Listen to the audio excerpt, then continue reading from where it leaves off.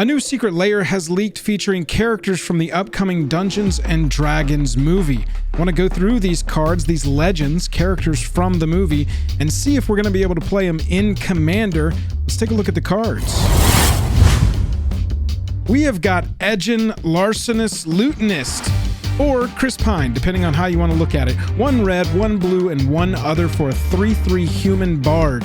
Each non-land card in your hand without foretell has foretell.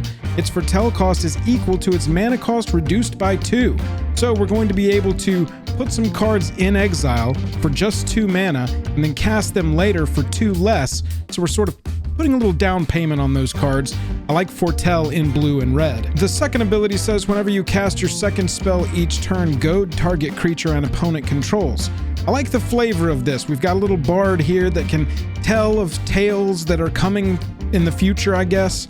And then we can also goad people into attacking, but they don't attack us, they attack somebody else. So with foretell, we're going to be playing cards from exile, and then we're going to look at least casting 2 spells per turn so that we can goad creatures, and maybe even casting spells on our opponent's turn so that we could potentially goad extra creatures as we go around the circle. I like cards like Keeper of Secrets in there if we want to run this as a commander. 6 mana for a 6/4. It's the text we like.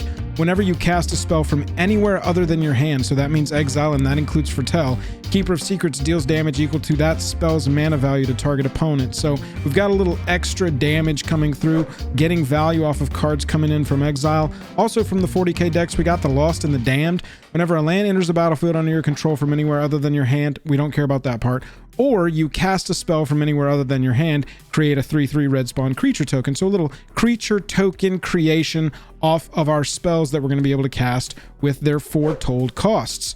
I also think that this is going to be some sort of storm deck, so any deck that likes Gutter Snipe, or any card that's going to look for you to cast extra spells, cast a second spell on your turn, get you some card drawing, get you some value. I think that Gutter Snipe and cards like the Bard are going to want to live in the same deck together.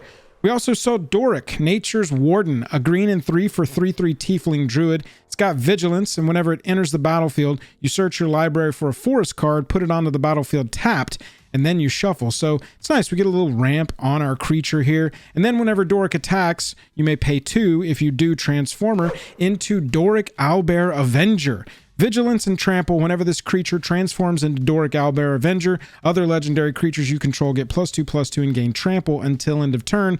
And then at the beginning of your upkeep, transforms back into Doric, and we get to do it all over again. I like this. It plays really well in a Legends Matters deck. I don't know about this as your commander, but in a deck like Joda, where all 5 colors are welcome and we're looking for legendary creatures, having that second ability to give all of our legends an additional Anthem boost and Trample, that's pretty huge. I really also like it in cards like Omnath, little landfall deck. Our commander wants to see a lot of landfall if we're playing Omnath, and Doric is going to provide us that landfall off of another creature, and then also give us some value if we can pump this full of some other 4-color legends, and maybe that's a sub-theme in our deck. But if you want to play this as your main commander, definitely look for cards like Toski.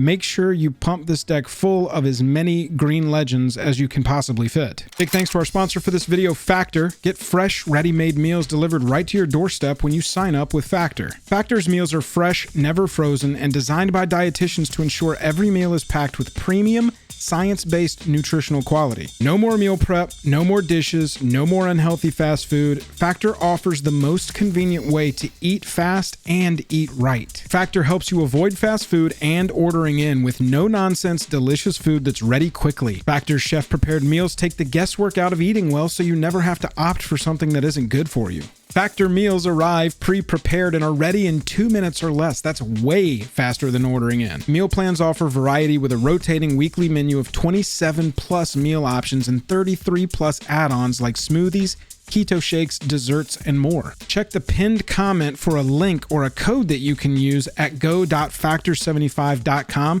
for 50% off your first box. Thanks again to Factor for sponsoring this video. Let's use all the time we saved on meal prep and talk about more D&D characters. Holga, Relentless Rager, is another card that we got in this Secret Lair. 6 mana for a 4/6 with haste. Holga must be blocked if able. I really like that. It's going to allow our other stuff to get through. Then whenever Holga attacks, each creature you control attacking a player gets +1/+0 until end of turn for each creature that player controls. So at the very least, off the rip, I don't really love this as a commander. It's got some possibility, but I do like it in decks where we are going wide. Kikar, this is an absolute include in the 99 in my opinion, because you're going to be giving all of your 1/1 flyers that plus whatever to get in and attack for even more damage. I really also think that never has there been a better partner card for Hunted Dragon. Whenever it enters the battlefield, target opponent creates 3 2/2s, and normally you're like, don't really love that. But with the Barbarian on our side, we're going to be profiting off of those knights being on the other side of the battlefield, and our opponent is kind of going to wish that it was not there. We don't want those creatures anymore, the opponents will say to us, because they're buffing all of the freaking goblins you're making. If you do want to play this as your commander, I definitely think that you want to go as wide as you can, as quickly as you can, so that even if you're just getting +1, +2 on the power of all of your attackers, that will be meaningful, especially since Holga has haste. We also saw Forge, Neverwinter Charlatan, and I feel like maybe this one's kind of a troll from Wizards, just a little bit. The Secret Lair creators going, I'm just going to troll you a little bit. And let me tell you why. A swamp and 3 for 2/4 human rogue with menace. Ward is sack a creature, so to be targeted, you have to sack a creature. If you're sending a targeted removal at Forge, sacking a creature is going to be the cost. Forge gets +2/+0 for each treasure you control. Okay, and whenever one or more players sacrifice one or more creatures, keep that in mind, you create a tapped treasure token. The ability triggers only once each turn. Treasure sacrificing, that sounds kind of like another Secret Lair commander that I've seen before. Where did we see that one? I guess, it wasn't a really noteworthy commander and nobody really yelled about it for many, many weeks, but Negan has never seen another card that it wants in the 99 more than this new Secret Lair commander. Sacrificing creatures, creating treasures. These two are best pals, 100%. But look, it also can go in commanders that people are happier to see across the table from them, even though you're never really happy to see Prosper, right? But, I mean, this goes in the 99 of Prosper 100%. I do think that there's a case to be made that you could play this in a mono black treasure deck. Revel in Riches is a black and 4, and it just says you win the game if you have 10 or more treasures at your upkeep.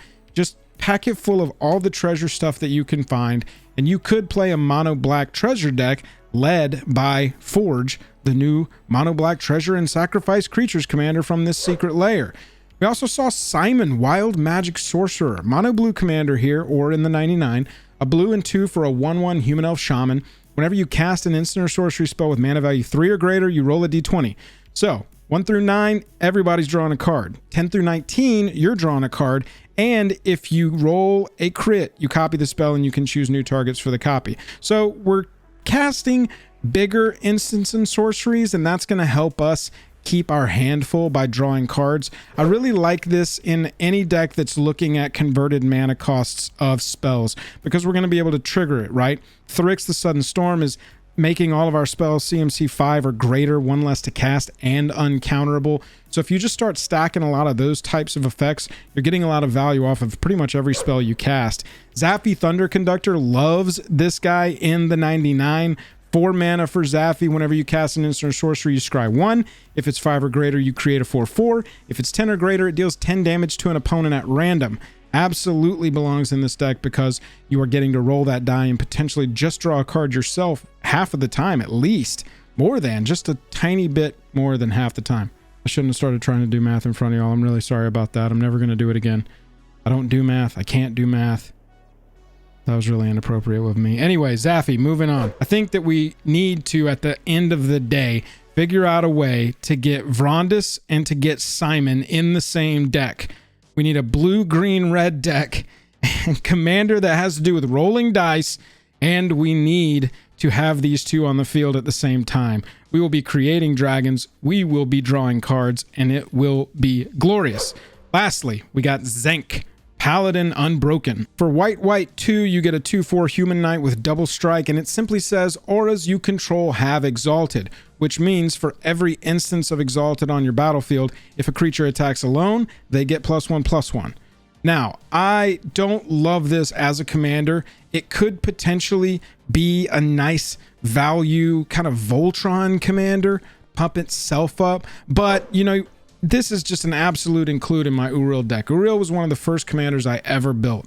And so when I see cards like this, I'm like, oh yeah, auras, now we're getting it going. Especially because mostly I want Uriel to attack alone. Gets +2/+2 for each aura attached to it, and it's got hexproof. So I know that I've got another card for my 99 on that front.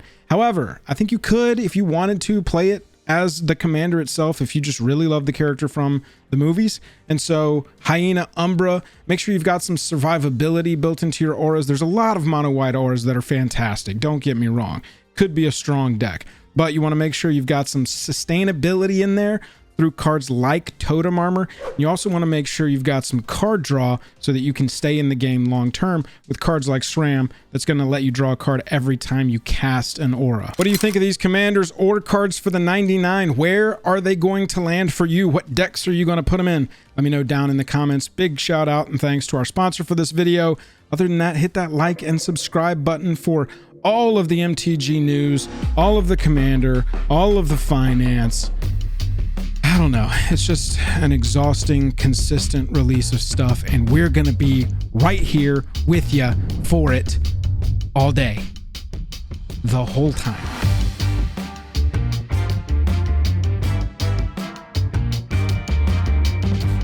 Highest level of gratitude to our patrons who power the channel through Patreon. Check out the Patreon link in the description to learn about monthly giveaways, VIP Discord access, and even our official playmat.